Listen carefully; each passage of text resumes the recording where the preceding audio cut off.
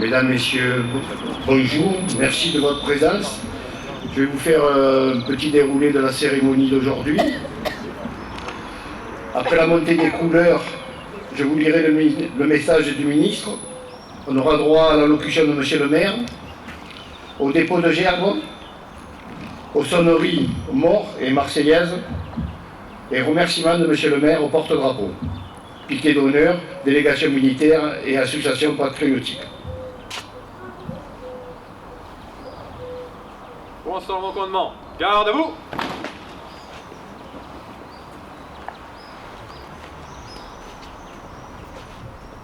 Attention pour les couleurs. Ouais. Envoyez.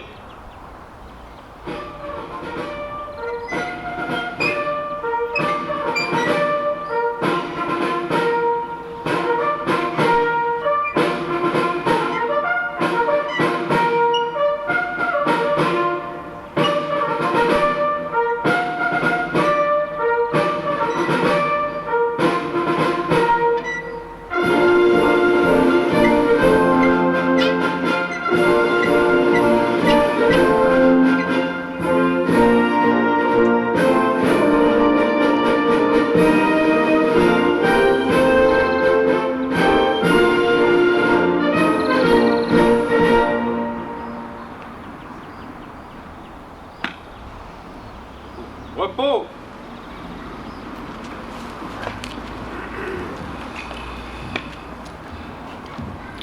Lecture du message de Madame Geneviève Dariussec, ministre déléguée auprès du ministre des Armées chargé de la mémoire des anciens combattants. La guerre a eu lieu, si tragique et terrifiante. Rien ne fut plus comme avant. Rassemblés et fraternels, nous ne l'oublions pas. La guerre a eu lieu, si proche et dramatique, le visage de l'Europe en est changé. Rassemblés et fraternels, nous le savons. En ce 8 mai 2022, dans chaque ville et village de France, sur nos places, squares et jardins municipaux, devant nos monuments aux morts et mémoriaux, nous commémorons le 77e anniversaire de la fin de la Seconde Guerre mondiale en Europe avec une singularité tout particulière en écoutant les douloureux échos du temps.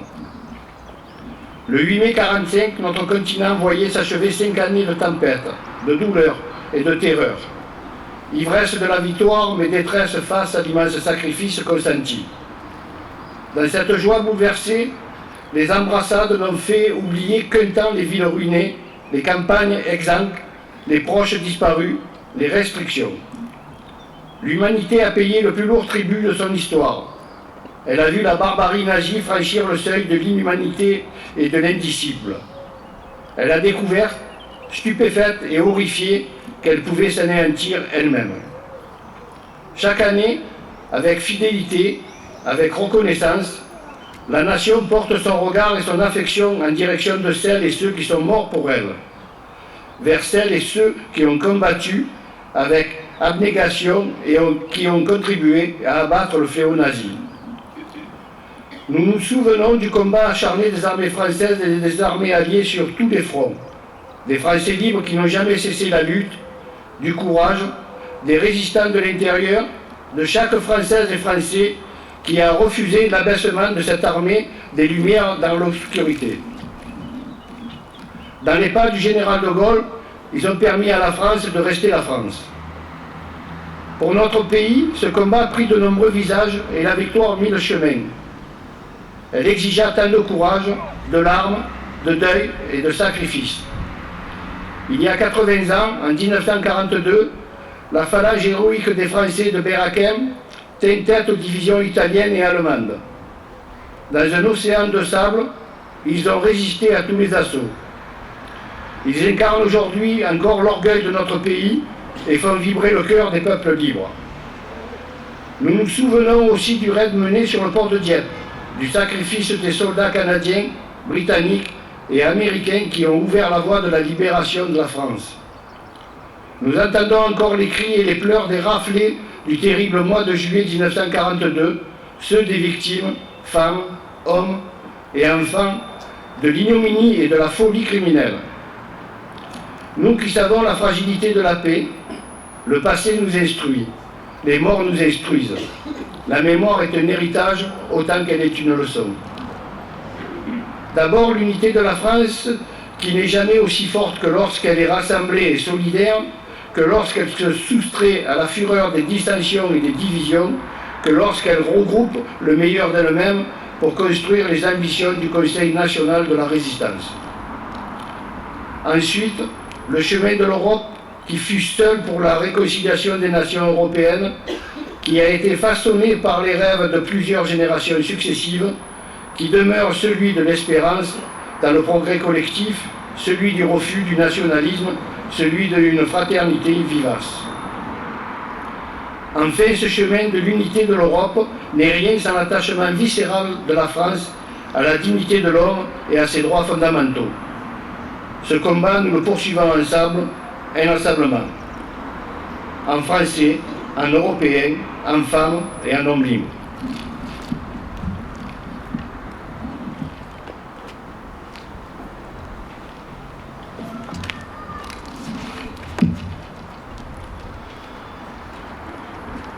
Mesdames et messieurs, monsieur le légionnaire représentant le 1er régiment étranger de cavalerie, le capitaine Héron, monsieur Philippe Monnier, responsable du comité communal Feu de Forêt de Roquefort-la-Bédoule, mesdames et messieurs les membres du comité communal Feu de Forêt, le lieutenant Bassuel représentant le lieutenant Martin, chef de centre, chef de corps des sapeurs-pompiers de Roquefort-la-Bédoule, les sapeurs-pompiers de Roquefort-la-Bédoule, les jeunes sapeurs-pompiers de l'école de Roquefort-la-Bédoule, l'adjudant Morat, représentant le groupement de gendarmerie de Carnoux, la police municipale ainsi que son responsable, messieurs les porte-drapeaux, monsieur Diego Flores, je sais qu'il est absent, mais je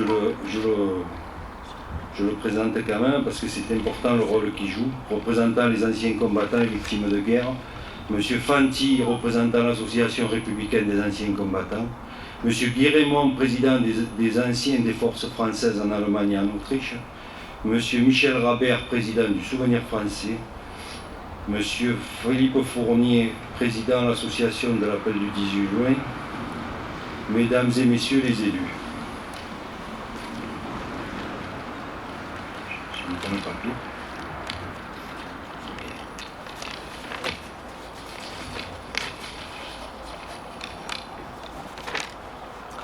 Mesdames et messieurs, il y a 77 ans, le régime nazi capitulait après un conflit de 5 années.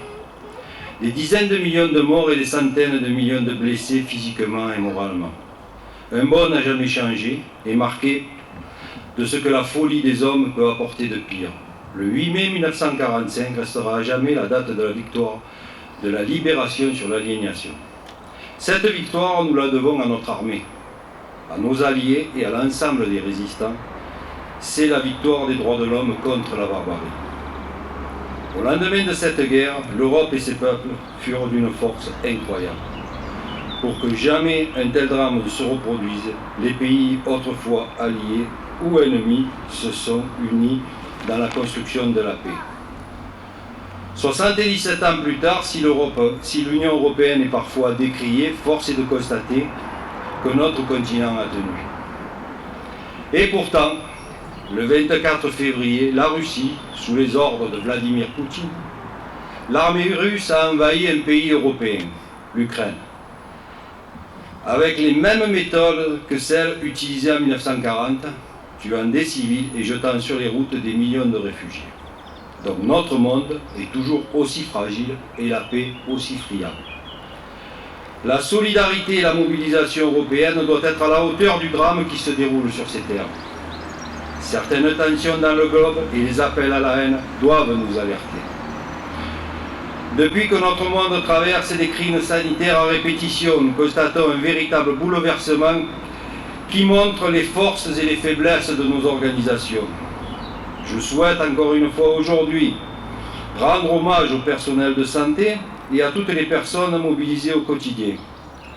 Comme chaque année, il nous faut encore et toujours accomplir ce devoir de faiblesse sans faiblir et sans lassitude. Il faut nous souvenir de tous ceux qui ont œuvré pour la paix, pour nos libertés et pour nos vies, Ce devoir de mémoire, ce devoir de reconnaissance de tous ceux qui œuvrent d'abord pour les autres, c'est notre combat d'aujourd'hui et des générations futures. Ceux qui ont vécu cette guerre nous quittent peu à peu et nous devons assurer le relais. Ce flambeau d'espoir qui a permis à tout un peuple allié de mener jusqu'au bout un combat pour la liberté, cette flamme qui a animé chaque soldat et chaque résistant. Je tiens aussi à rappeler tout notre soutien à nos soldats et à leurs familles. Commémorer la fin de la Seconde Guerre mondiale, c'est aussi repenser à la folie meurtrière des nazis et de ses complices.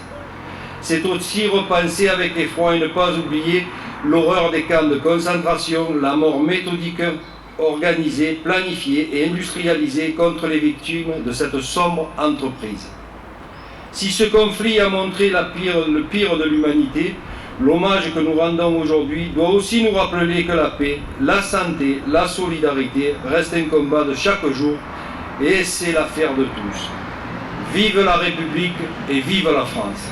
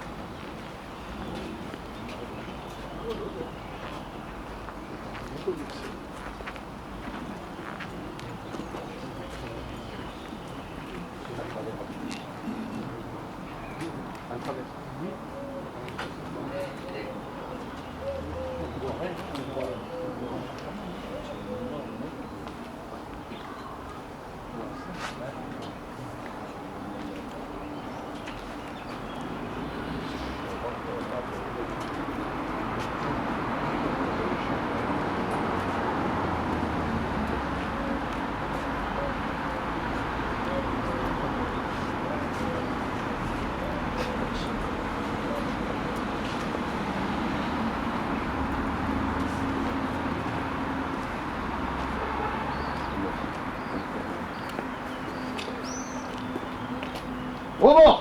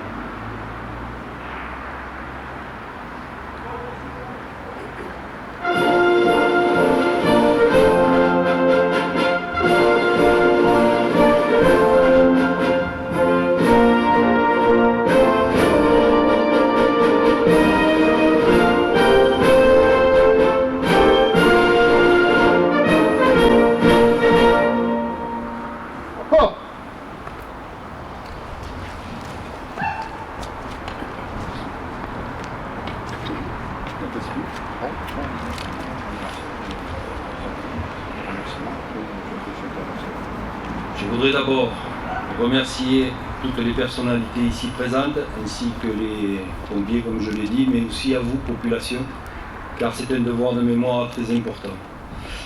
Et je voudrais aussi remercier les familles ukrainiennes qui sont là présentes, qui sont venues aujourd'hui, parce que vous pouvez venir, venez, C'est pas pour présenter des... C'est important pour notre commune aussi de faire savoir à toute la population qu'on a participé, grâce à des bénévoles, mais aussi grâce à la municipalité, à accueillir des réfugiés, comme je l'ai dit dans mon discours, qui ont été sur un continent européen attaqués par une autre puissance. Et nous nous devons quand même, à un moment donné, de les remercier sur deux plans. Le premier, c'est que leurs maris sont engagés pour la plupart dans la Légion étrangère. Donc ils se battent pour la France. Ils se battent au quotidien pour les couleurs, pour le drapeau français. Et donc nous nous devions de les accueillir dans les meilleures conditions. Et nous, en tant que mairie, avons mis tous les moyens déjà pour nous occuper de leurs enfants, puisqu'il fallait aussi pouvoir poursuivre leur éducation, aussi leur trouver un travail. Et je voudrais remercier certaines entreprises, dont la société Ferry, qui a employé ces familles afin qu'elles assurent leur train de vie et qu'ils puissent avoir un revenu. Parce qu'à mon avis, ce conflit va durer et elles vont rester un certain temps dans notre pays. Merci à tous, merci pour tout et je vous dis à l'année prochaine et continuons le devoir de mémoire. Merci.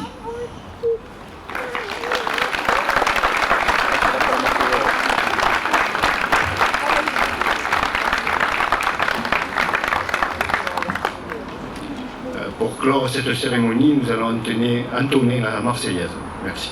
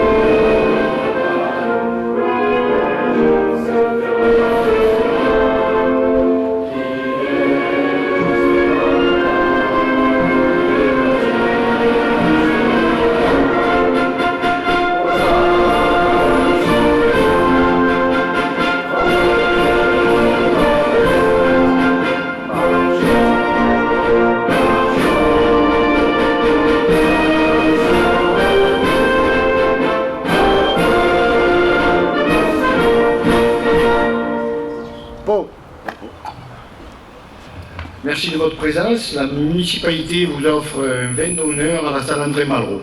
Merci.